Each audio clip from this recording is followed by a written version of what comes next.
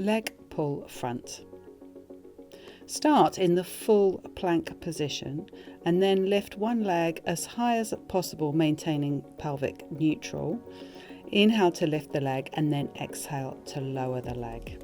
Try and maintain stability throughout the torso and the pelvis as you work this exercise. Loraine shows two versions here. This first one is where we just lift and lower the leg. The second one, we add dorsiflexion and plantar flexion at the ankle.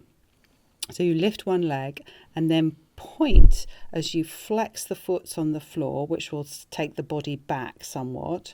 Return as you flex the foot and land it back down again. Then we lift the second leg and repeat on the other side. So you inhale to lift and point the foot as you press back. Exhale to flex and lower the foot as you return to your start position.